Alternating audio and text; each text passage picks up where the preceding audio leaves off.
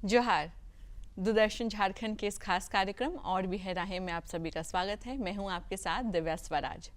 कहा जाता है कि जो स्टूडेंट्स है, युवा पीढ़ी है या जो बच्चे हैं वो हमारे देश के भविष्य है, और अगर इन सभी को सही मार्गदर्शन मिले तो हमारा भविष्य और भी उज्जवल होगा। दूरदर्शन झारखंड के इस कार्यक्रम के जरिए हम हर हफ्ते एक नए करियर अपॉर्चुनिटी के बारे में बात करते हैं। स्टूडेंट्स के लिए क्या कुछ सेक्टर्स अवेलेबल है जिसमें वो अपने करियर को स्टैब्लिश कर सकते हैं, उस पर चर्चा करते हैं। आज का हमारा ये कार्यक्रम खास तौर पे उन बच्चों के लिए है जिनका इंटरेस्ट एकेडमिक्स फील्ड में है। आज के इस कड़ी में हम चर्चा करेंगे मास कम्युनिकेशन सब्जेक्ट में नेट जेआरएफ, जिसे हम जूनियर रिसर्च फेलोशिप भी कहते हैं, उसमें करियर की क्या संभावनाएं हैं। चर्चा करने के लिए आज हमारे साथ स्टूडियो में मौजूद है doctor Rajesh Kumar, assistant professor at department of mass communication, central university of Jharkhand. Doctor Rajesh, आपका बहुत स्वागत है हमारे कार्यक्रम में। जी, तो डॉक्टर राजेश, मैं चाहूँगी कि आप सबसे पहले हमारे दर्शकों को ये बताएं कि नेट जेआरएफ है क्या। बेसिकली अगर हम बात करें नेट जेआरएफ जो यूजीसी ग्रांट कमीशन कंडक्ट करती है जी, एक तरह की राष्ट्रीय पात्रता परीक्षा है जो कि युवाओं को एक अवसर देती है यूनिवर्सिटी लेवल पे और कॉलेज लेवल पे असिस्टेंट प्रोफेसर के रूप में एंट्री लेने का, जिसके बाद वो धीरे धीरे एसोसिएट और प्रोफेसर बनते हैं। इसके अलावा भी आज के समय में नेट जेआरएफ कुछ और अपॉर्चुनिटीज़ यूथ को मैंने दे रही है, जिसमें कि जैसे महारत्ना, नवरत्ना, इस तरह की कई कंपनीज हैं, वहाँ पर भी नेट के आधार पे उनको कम्युनिकेशन ऑफिसर और कॉर्पोरेट सेक्टर में जाने का मौका मिल रहा है। तो एक तरह से देखें, जो ये राष्ट्रीय पात्रता परीक्षा है, आपको एक क्लास 1 ऑफिसर के तौर पे उस ग्रेड में एज ए शिक्षक के रूप में समाज में बदलाव लाने का एक बहुत ही प्रतिष्ठित रोजगार के तौर पे देश और समाज से जुड़ने का अवसर प्रदान करती है। तो मुझे लगता है कि एक बहुत बड़ा अवसर है, और लगातार चूंकि जिस तरह से भारत में विश्वविद्यालयों का विकास हो रहा है, और जैसे आने वाले समय में कई सैकड़ों विश्वविद्यालय आएंगे, न सिर्फ गवर्नमेंट लेवल पे बट प्राइवेट यूनिवर्सिटीज के लेवल पे भी, तो जो लोग अगर नेट जेआरएफ के ओर देख रहे हैं तो उनके लिए एक मैंने बहुत सुअवसर के तौर पे है, और निश्चित तौर पे मतलब ये इससे देश को काफ़ी फायदा होगा। जी बिल्कुल। तो अब हम आपसे पूछना चाहेंगे कि इसकी एलिजिबिलिटी क्राइटेरिया क्या है, कौन बच्चे हैं या कौन स्टूडेंट्स हैं जो इसके लिए अपीयर कर सकते हैं। चूँकि आप जानते हैं कि इसकी एलिजिबिलिटी क्राइटेरिया की बात करें तो ये पोस्ट ग्रेजुएशन लेवल के बाद, जैसे कि हमने ग्रेजुएशन किया उसके बाद पोस्ट ग्रेजुएशन किया, 2 साल के दौरान आप नेशनल राष्ट्रीय पात्रता परीक्षा के लिए आप अपीयर हो सकते हैं जी, और वहीं से आपका एक तरह से प्रवेश द्वार खुल जाता है। उसकी जो बेसिक क्वालिफिकेशन है 55% मार्क्स आपको होना चाहिए, और 5% आरक्षित वर्ग के लिए रिलैक्स किया गया है। तो वहाँ से एक तरह से प्रवेश द्वार खुलता है। एक बार आप इस परीक्षा में अपीयर होते हैं, उसको क्रैक करते हैं, तो आपको एक तरह से विश्वविद्यालय, महाविद्यालय और कई महारत्ना, नवरत्ना कंपनियों के लिए जो है आपके द्वार, सफलता के द्वार खुल जाते हैं। जी बिल्कुल। इसमें क्या कोई एज लिमिटेशंस भी है? हाँ, अगर हम बात करें तो नेट के लिए तो आप, चूंकि शिक्षा एक ऐसा क्षेत्र है जहाँ पर कोई कभी भी जुड़ सकता है, एनी टाइम एनी वेयर का कॉन्सेप्ट होता है शिक्षा में। लेकिन हाँ, जब रिसर्च की बात करते हैं तो उन्होंने एक बार लगाया हुआ है, वो बार 30 वर्ष तक का है, जो कि आरक्षित वर्ग के लिए 4 साल और एक्सटेंशन होता है। पहले जब हम लोग तैयारी करते थे तो 28 वर्ष तक था, उसको बढ़ाकर 30 किया गया है, और 4 वर्ष और रिलैक्सेशन आरक्षित वर्ग के लोगों को दिया जाता है। जी बिल्कुल। तो जैसा कि आज हम बात कर रहे हैं मास कम्युनिकेशन में नेट और जेआरएफ में क्या करियर की संभावनाएं हैं, तो मास कम्युनिकेशन सब्जेक्ट के पर्सपेक्टिव से देखा जाए तो इसकी सिलेबस क्या है? जैसा हम देख रहे हैं, पिछले 1-2 दशक में एक तरह से मीडिया बूम आया है, और मीडिया बूम के कारण जो है लगातार मीडिया का एक्सपेंशन हो रहा है। पहले एक तरह से कन्वेंशनल मीडिया हुआ करता था, जिसमें कि हम प्रिंट की बात करते हैं, रेडियो की बात करते हैं, टेलीविज़न की बात करते हैं। आज वो सारी चीज़ें एक तरह से डिजिटल मीडिया पर शिफ्ट हुआ है, इंफॉर्मेशन कम्युनिकेशन टेक्नोलॉजी का रिवोल्यूशन हुआ है। तो जैसे जैसे ये एरिया ग्रो कर रहा है, ये टेक्नोलॉजी ग्रो कर रही है, वैसे वैसे स्किल्ड लोगों की डिमांड हो रही है। एंड दैट टू, जब स्किल्ड लोगों की डिमांड हो रही है तो ऐसे स्किल्ड लोग यूनिवर्सिटी लेवल से ट्रेंड होकर आए तो इंडस्ट्री के लिए काम बहुत ज़्यादा आसान हो जाता है जी। तो उसके लिए हमें लगता है कि मास कम्युनिकेशन और जर्नलिज्म लगातार नए नए डिपार्टमेंट्स में इसके विभाग खुल रहे हैं। और पहले जो हमें लगता है कि पिछले 10-20 सालों में लगभग 100 से 200 विभाग खुले हैं, और अभी लगभग 400 के करीब पूरे विश्वविद्यालय देश भर में मीडिया डिपार्टमेंट्स रन कर रहे हैं। तो इन सभी डिपार्टमेंट्स में यूथ को जुड़ने का एक बहुत बड़ा अवसर राष्ट्रीय पात्रता परीक्षा देती है, और लगातार ये एक्सपेंशन हो रहा है। आज 400 हैं और आने वाले समय में ये और लगातार बढ़ेगा। तो निश्चित तौर पे एक बहुत बड़ा अवसर है हमारे यूथ के लिए। जी, तो सिलेबस क्या है इसमें नेट जेआरएफ के लिए? अगर हम सिलेबस, बेसिकली मैं अगर पूरे इंटायर प्रिपरेशन की बात करूं तो मैं इसे एक कोडिंग में डिवाइड करना चाहूँगा। जैसे कि अगर हम बात करें तो it is PMIFC. What is P? P is basically post graduation. जी। That is the best time. अगर पोस्ट ग्रेजुएशन में कोई फर्स्ट सेमेस्टर से ही वो दिमाग में ये बात ठान लेता है कि हमें UGC नेट JRF करना है, तो जो आपका पोस्ट ग्रेजुएशन का सिलेबस होता है कहीं ना कहीं वो डायरेक्टली कनेक्टेड है आपके UGC नेट JRF के सिलेबस से. आप UGC की वेबसाइट पर आप उसको चेक भी कर सकते हैं. अब उसको बेसिकली जब हम पोस्ट ग्रेजुएशन की सिलेबस की बात करते हैं तो मैंने अगला जो कोड बताया है that is M, that is mapping course curriculum. तो आपको फर्स्ट सेमेस्टर से ही मैप करना होगा. देखिए, कोई भी चीज़ों की तैयारी करनी है तो निश्चित तौर पे उसकी बुनियाद बनानी बहुत जरूरी होती है, और बुनियाद ही पोस्ट ग्रेजुएशन है. तो जो पेपर्स और जो सब्जेक्ट्स हम पोस्ट ग्रेजुएशन में पढ़ते हैं वही UGC नेट के सिलेबस में ही एक तरह से रहता है. अब मैपिंग कोर्स करिकुलम और सिलेबस की बात है कि जो हम देखेंगे तो हम मैप करेंगे कि वास्तव में जो UGC नेट और JRF का जो एग्ज़ाम होता है उसमें किन किन कंपोनेंट्स पर बेसिकली फोकस किया जाता है, ताकि उन चीज़ों पर अगर एक स्टूडेंट और एक जो तैयारी करने वाला जो परीक्षार्थी है अगर वो उस पर फोकस करता है तो निश्चित तौर पे उसकी राहें बहुत ज़्यादा आसान हो जाती हैं. दूसरा जो मैंने पहला मैंने बताया post graduation best time for preparation. जी बिल्कुल. सेकंड मैंने बताया मैपिंग कोर्स करिकुलम. आपको उसी समय मैप कर लेना है कि किस कोर्स करिकुलम को और कौन से कंपोनेंट को हमको प्राइमरी रखना है और सेकेंडरी रखना है.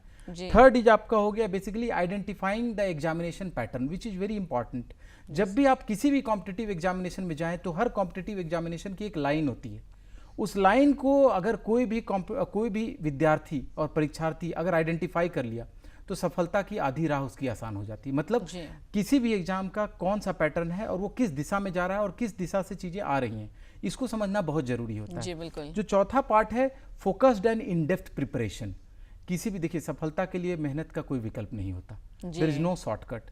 तो जब हम पोस्ट ग्रेजुएशन में शुरुआत करते हैं तो जब भी आप काम करें तो जो कंपोनेंट्स हमने मैप किया है उस पर हम फोकस्ड हो जाएं और फोकस होकर इन डेप्थ स्टडी करें. दैट मीन्स इट्स नहीं कि ऊपर से हम जान लिए कि प्रिंट मीडिया कब आया, टीवी मीडिया कब आया और थ्योरीज कब आया, इसके स्कॉलर कौन थे. नहीं, बेसिकली उसके पीछे का जो कोर कॉन्सेप्ट है, उसके पीछे के जो पूरे सोशियो कल्चरल इकोनॉमिक फेनोमेना है, उसको अगर आप समझते हैं तो मुझे लगता है कि आप नेट और JRF आपके लिए बहुत ही आसान हो जाता है. और लास्ट है C, that is continuous evaluation. जो प्रीवियस क्वेश्चन पेपर्स हैं, अगर उस क्वेश्चन पेपर का सेट ऑलरेडी UGC नेट की वेबसाइट की वेबसाइट पर अवेलेबल होता है, आप प्रिपरेशन कर रहे हैं और उसके साथ साथ कंटिन्यूएशन इवेल्युएशन कर रहे हैं, तो दैट मीन्स कि आपको अपना पता लग जाएगा कि हम कहाँ पर खड़े हैं, कहाँ हमारे से चूक हो रही है और कहाँ बेहतर करने की ज़रूरत है, कौन हमारा स्ट्रेंथ एरिया है, कौन हमारा वीकनेस है. तो इस हिसाब से अगर आप आगे बढ़ेंगे तो मुझे लगता है कि पहला अटेम्प्ट आपके लिए नेट और JRF के लिए राहें आसान कर देगा. पहला अटेम्प्ट. बिल्कुल. तो फिर ये जो एग्ज़ाम जब हम लोग क्लियर करते हैं तो इसके क्या बेनिफिट्स है? एग्ज़ाम क्लियर करने के बाद क्या कुछ अपॉर्चुनिटीज़ खुल जाती है, इसके बारे में थोड़ा विस्तार से समझाना जैसे मैंने पहले ही बताया कि लगातार भारत में यूनिवर्सिटी और एजुकेशन सिस्टम का एक्सपेंशन हो रहा है और ये लगातार आगे जारी रहेगा, क्योंकि भारत सरकार ने एक लक्ष्य रखा है कि हमें 2035 तक ग्रॉस एनरोलमेंट रेशियो यहाँ से लगभग हमें 35, 40, 50% तक ले जाना है. तो इस लक्ष्य को प्राप्त करने के लिए कई यूनिवर्सिटीज़ आएंगी तो निश्चित तौर पे कई शिक्षकों की ज़रूरत होगी, क्योंकि यूनिवर्सिटीज़ तो बेसिकली शिक्षक और स्टूडेंट से चलते हैं. तो कई टीचर्स असिस्टेंट प्रोफेसर लेवल पे अपॉइंट होंगे.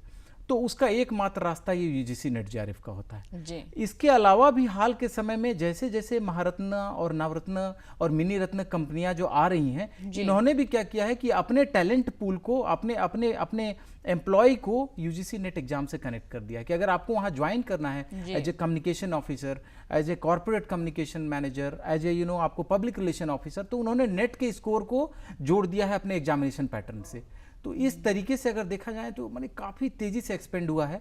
मीडिया डिपार्टमेंट्स के बढ़ने के कारण लगातार यूथ के लिए एक बड़ा अवसर खुला है और मिनी रत्ना, महारत्ना और नवरत्ना कंपनियों में भी as a communication officer, corporate communication, public relation officer के तौर पे गवर्नमेंट एजेंसीज में, गवर्नमेंट डिपार्टमेंट्स में लगातार ये अपॉर्चुनिटीज़ बढ़ रही है. तो हमें लगता है कि एक बहुत ही सही समय है. अगर किसी ने अपने लक्ष्य को निर्धारित किया तो एक बहुत अच्छा करियर आपका रास्ता निहार रहा है. जी बिल्कुल.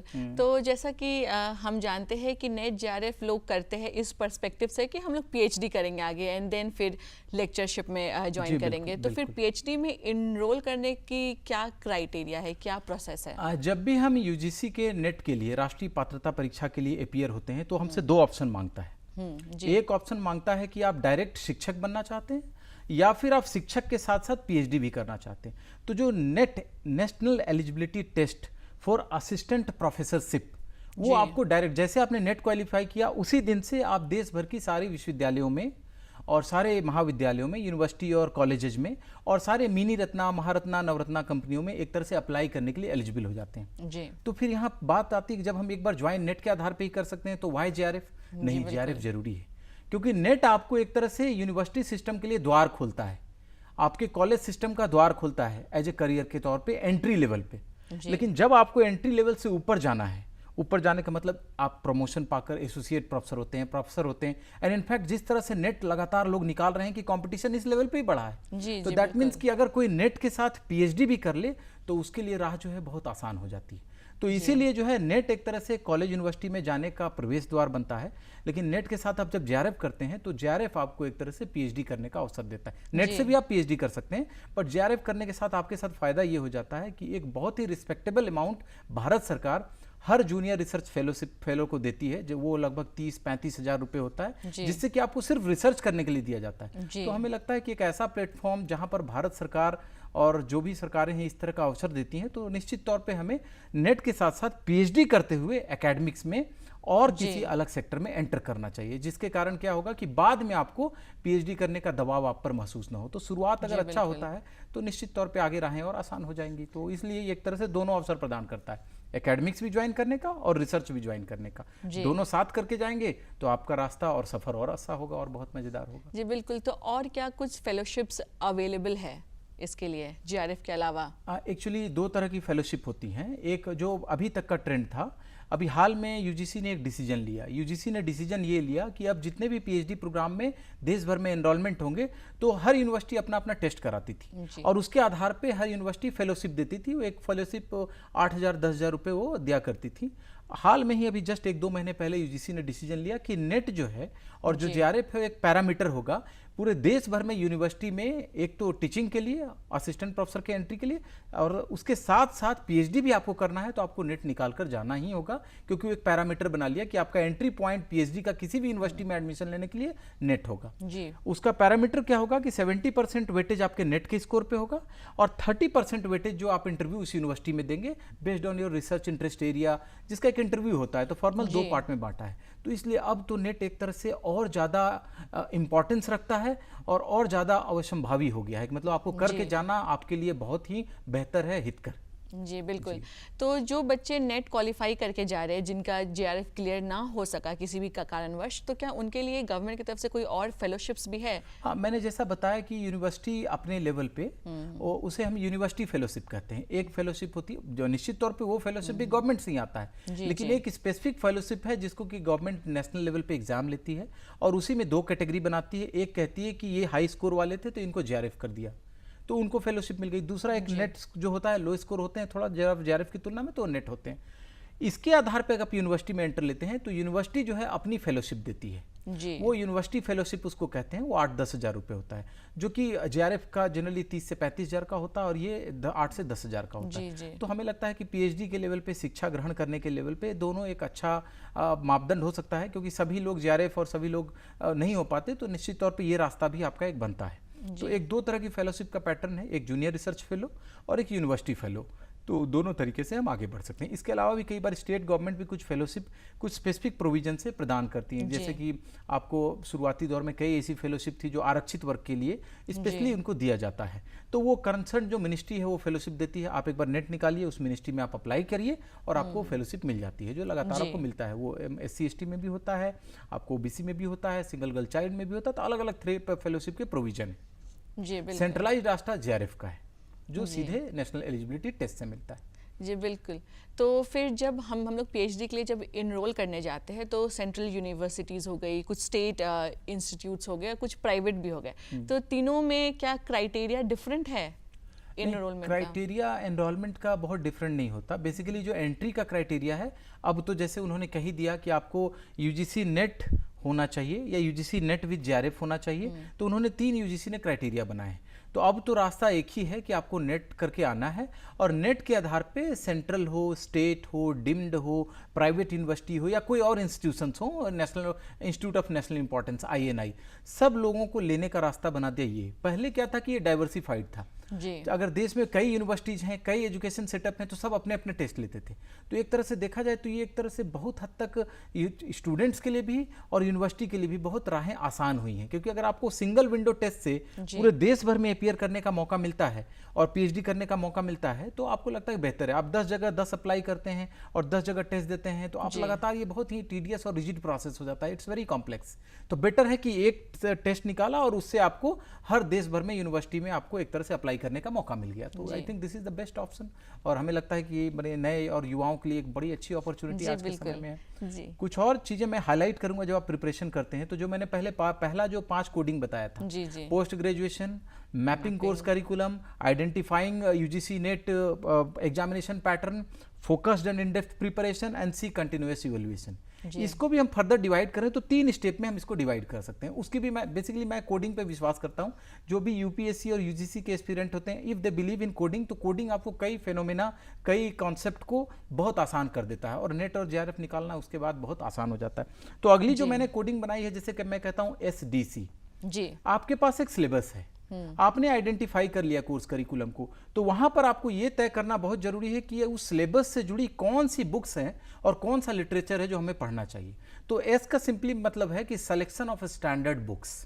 जी, आपको ऐसे बुक्स पढ़ना है, there are many books in the market, but आपको एक स्टैंडर्ड बुक्स पढ़ना है जो आपको न सिर्फ नेशनल, राष्ट्रीय, बल्कि अंतर्राष्ट्रीय पैरामीटर पर मीडिया और मीडिया डिसिप्लिन में ग्रो करने का अवसर प्रदान करें। जी, बिल्कुल। आपके पास एक प्लेटफॉर्म तैयार है, तो हम क्यों ना एक ऐसा प्लेटफॉर्म बनाएं जो कि हमको ओवर द ईयर्स मदद करे, क्योंकि यही मदद आपको पढ़ाने के दौरान भी करेगा, यही मदद आपको रिसर्च के दौरान भी करेगा।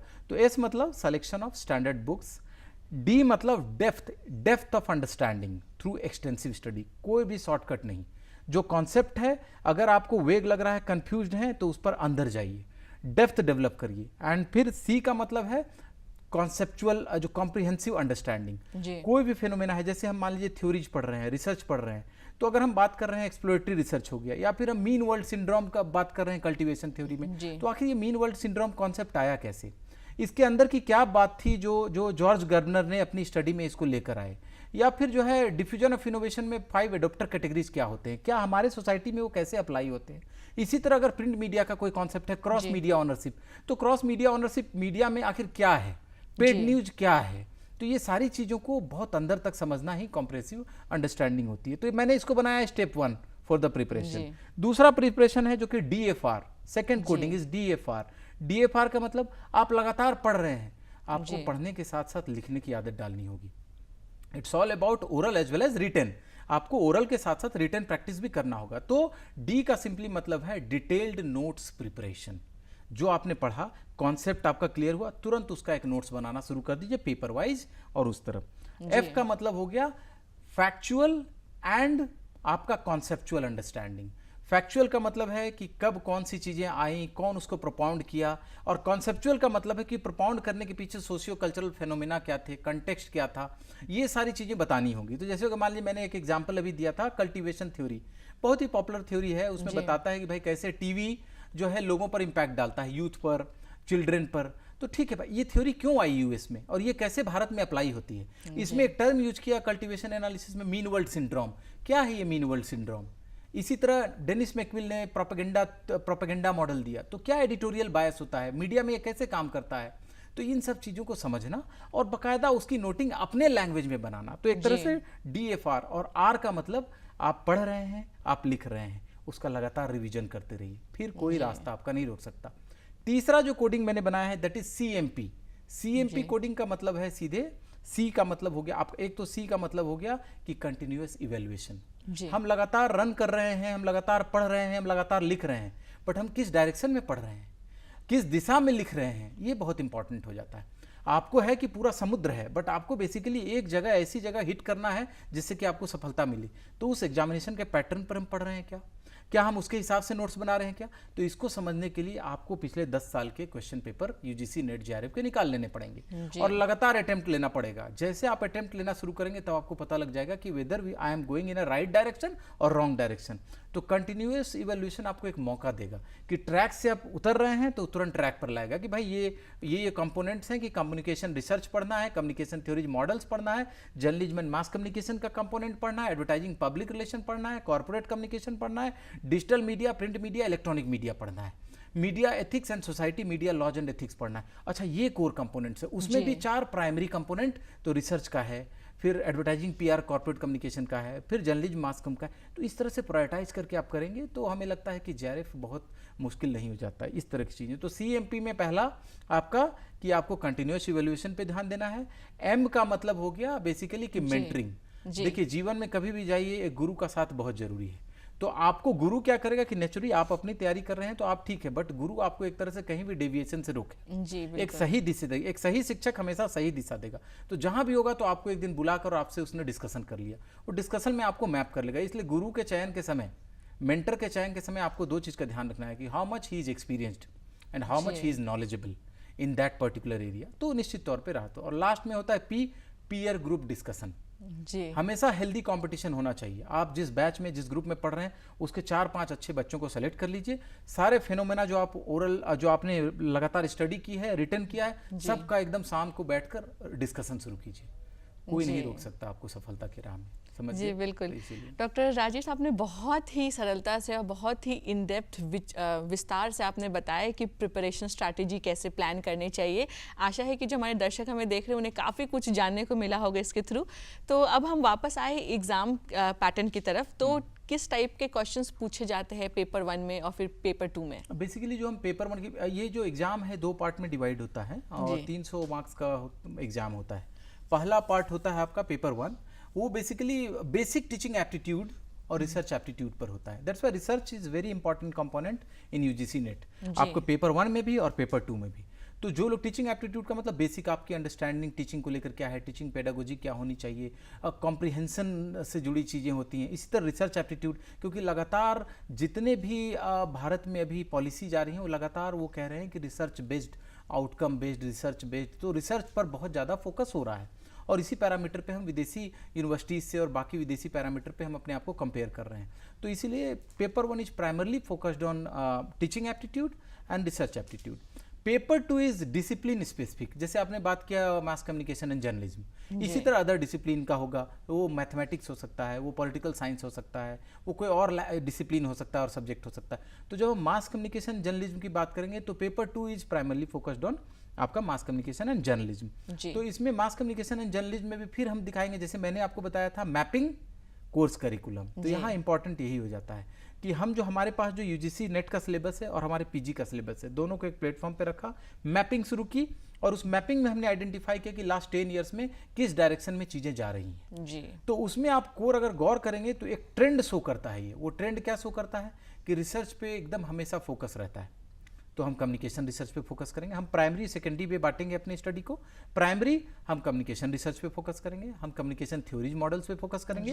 हाँ, भारत में जर्नलिज्म एंड मास कम्युनिकेशन और वर्ल्ड में कैसे एक्सपेंड किया है, होता क्या है जर्नलिज्म एंड मास कम्युनिकेशन, उस तीसरे कंपोनेंट पे फोकस करेंगे। मास कम्युनिकेशन में फिर हम उसका बाइफर्केशन करेंगे। तो प्रिंट मीडिया क्या है, टीवी रेडियो मीडिया क्या है, डिजिटल मीडिया क्या है, इसके अलावा नॉन न्यूज मीडिया सेक्टर होते हैं। तो एडवर्टाइजिंग, पब्लिक रिलेशन क्या है, कॉर्पोरेट कम्युनिकेशन क्या है, फिर इससे रिलेटेड क्या कानून होते हैं, तो मीडिया लॉज एंड एथिक्स क्या है। तो अगर मुझे लगता है ये सारे कंपोनेंट पर आप डिटेल्ड स्टडी करते हैं और नोट्स बनाते हैं और स्टैंडर्ड बुक पढ़ के करते हैं with proper mentoring, with peer group discussion, फिर तो कोई दिक्कत की बात नहीं है। मुझे लगता है पहला अटेम्प्ट बहुत काफ़ी है, अगर 2 साल आप पीजी में ही इस पर काम शुरू कर दिए। जी बिल्कुल। तो कुछ बच्चे ऐसे होते हैं कि जो मास्टर्स कंप्लीट होने के बाद जॉब ज्वाइन कर लेते हैं कि साथ ही साथ अपना प्रिपरेशन भी वो लोग करते रहे। तो वैसे बच्चे अपना टाइम मैनेजमेंट कैसे करें, वो अपनी प्रिपरेशन कैसे स्ट्रैटेजाइज करें? हमें लगता है कि जो प्रिपरेशन के लिए बेसिकली एक स्पेसिफिक टाइम आपको देना ही देना होता है जी। तो इसमें हमें लगता है कि अगर कोई भी बच्चा 3 से 4 घंटे फोकस्ड होकर 6 महीने से साल भर अगर काम करे, जैसा मैंने कंपोनेंट वाइज एनालिसिस, जो कोर्स करिकुलम का कंपोनेंट वाइज एनालिसिस बताया कि ऐसे ऐसे आगे बढ़ना चाहिए प्राइमरी सेकेंडरी, तो फिर कोई दिक्कत की बात उसको नहीं होनी चाहिए। आप कहीं भी जॉब करेंगे तो आप हो सकता है 8 घंटे काम कर रहे हैं, 10 घंटे काम कर रहे हैं, राइट। तो आपके पास 24 घंटे होते हैं। 8 से 10 घंटे आपने काम किया, 6 से 8 घंटे आप अपने पर्सनल लाइफ में सोना उठना इधर उधर करना, फिर भी आपके पास 8 घंटे का रहता है समय। उसमें भी मैं कर रहा हूँ 4 घंटे। तो 4 घंटे में भी उसी में कैसे नोट्स, अच्छी बुक को सेलेक्ट करना, मेंटरशिप के साथ नोट्स बनाना और लगातार उसको पढ़ना। और पीछे क्वेश्चंस को अटेम्प्ट करना। तो हमें लगता है कि बहुत ज़्यादा लोग आज के दौर में वर्किंग प्रोफेशनल्स भी बहुत ज़्यादा नेट जेआरएफ निकाल रहे हैं। जी बिल्कुल। वो कहीं ना कहीं उनको लगता है कि अब हमें इंडस्ट्री से इधर शिफ्ट करना चाहिए। तो कई एग्जाम्पल्स ऐसे हैं, मेरे खुद मित्र जितने भी निकाले हैं, कभी भी उन्होंने पीजी करते हुए, ज़्यादातर मेरे नहीं, सब वर्किंग प्रोफेशनल होते हुए उन्होंने नेट जेआरएफ निकाला। तो इस तरह से बहुत ही राह आसान है अगर आप बहुत ही फोकस्ड और इन डेप्थ प्लान के साथ चलते हैं। जी बिल्कुल। तो अब मैं चाहूँगी कि आप कुछ बुक्स के नाम अगर हमारे दर्शकों को सजेस्ट कर सकें। हाँ, ऐसे तो मार्केट में बहुत सारी बुक्स हैं, बट कुछ ऐसी बुक्स हैं ना जो कि हाईली रेफर्ड हैं। वो पोस्ट ग्रेजुएशन लेवल पे भी, नेट जेआरएफ के लेवल पे भी, पढ़ाने के लेवल पे भी। जैसे मैंने कम्युनिकेशन रिसर्च की बात की, तो कम्युनिकेशन रिसर्च में अगर हम बात करें तो कुछ ऐसी बुक्स हैं जिसको लोगों को पढ़ना ही पढ़ना चाहिए। आप जैसे कि मास मीडिया रिसर्च हो गया, डोमिनिक एंड विमर हो गए, आपको क्वालिटेटिव रिसर्च यूवी फ्लिक का हो गया। भारत से देखें तो रंजीत कुमार हैं, research methodology, step to step guide. कई लोग सीआर कोठारी की रिसर्च मैथोडोलॉजी भी पढ़ते हैं। उसके बाद जो है न्यूमन की बुक है social media research, qualitative and quantitative research पर काम करते हैं। इस तरह हो गया। कॉम्प्रिहेंसिवली पूरे मास कम्युनिकेशन को भारत में समझना है तो केवल जे कुमार जी की बुक है mass communication in India. Journalism, introduction to journalism and mass communication एक तरह से आपका जेवी विलानीलम की है। फिर आपको वीर बाला अग्रवाल मैडम की एक बुक है। तो इस तरह से हेना नकवी की एक छोटी सी बुक है। तो इस तरह की कई बुक्स हैं। इसी तरह आपको मीडिया लॉज एंड एथिक्स में आपको भी बुक्स मिलेंगी। आपको एडवर्टाइजिंग और पब्लिक रिलेशंस में भी आपको जैसे जयश्री जेठवानी, विजय कुलश्रेष्ठ, तो बहुत अच्छी अच्छी बुक्स हैं। जी बिल्कुल। तो डॉक्टर राजेश, आपने बहुत ही सरलता के साथ हमारे दर्शकों को बताया है कि मास कम्युनिकेशन फील्ड में ये जो सब्जेक्ट है उसमें नेट जेआरएफ की तैयारी कैसी की जाए, उसके लिए आपका बहुत धन्यवाद। जी, तो दर्शकों जो आज हमें देख रहे हैं, आशा है कि आपको काफ़ी कुछ जानने को मिला होगा, काफ़ी कुछ सीखने को मिला होगा। आप हमारा आज का ये एपिसोड हमारे दूरदर्शन झारखंड के यूट्यूब चैनल पे भी देख सकते हैं, और भी है राहें कि तमाम एपिसोड्स हमारे यूट्यूब चैनल पे अपलोडेड है। तो इसी के साथ फिर मिलते हैं अगली कड़ी में। तब तक के लिए धन्यवाद। जोहार।